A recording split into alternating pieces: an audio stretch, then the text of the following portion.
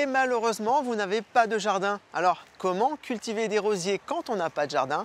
Réponse ici dans la capitale française de la rose. Bienvenue à Lyon. Vous choisirez votre rosier en fonction de l'effet décoratif recherché. Moi personnellement j'adore les rosiers sur tige un petit peu taupière, une sorte de boule de fleurs sur la terrasse.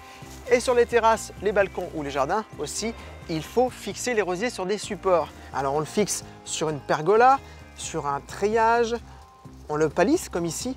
On utilise pour cela des liens souples, ici du raffia, et en arquant une branche, en la mettant à l'horizontale, on va augmenter sa floraison. Pour cultiver un rosier sur votre balcon, je vous conseille un pot en terre cuite, c'est plus stable, c'est plus respirant, mais également très profond, ça c'est bon pour les racines des rosiers qui poussent en profondeur. On utilisera un drainant, ici des billes d'argile, on met donc du mélange drainant sur à peu près 5 cm, de l'engrais bien sûr, un engrais organique, et également un mélange de terreau et de terre de jardin. On incorpore l'engrais organique à notre mélange.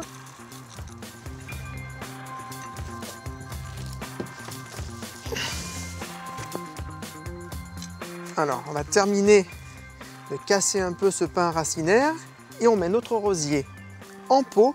Et là, 2 écoles concernant le point de greffe, 2 avis. Alors, la première école, la plus connue, est de laisser le porte-greffe hors du sol. La deuxième école, et je vais la suivre, du bon conseil de notre rosiériste Jean-Pierre Guillot, nous allons enterrer le point de greffe. Et voilà, et on prendra bien sûr bien soin de ne pas remplir complètement le pot. Il faut laisser une petite hauteur pour faire une cuvette d'arrosage.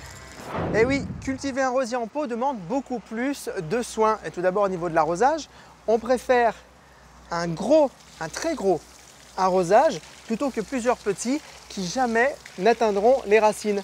Et en hiver, on arrosera une fois par mois et bien sûr en orgel. Le problème de l'hiver, c'est bien sûr le froid, surtout quand votre plante, votre rosier, est cultivé en pot.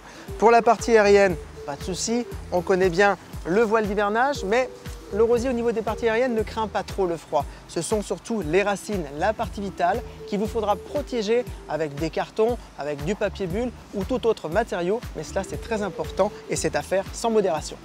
Les rosiers cultivés sur les balcons ou les terrasses sont beaucoup plus sensibles aux attaques de maladies, d'insectes, de prédateurs.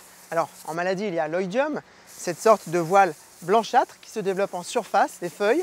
Côté prédateur, il y a les pucerons, très célèbres. Alors dès les premiers symptômes, il va falloir être très réactif.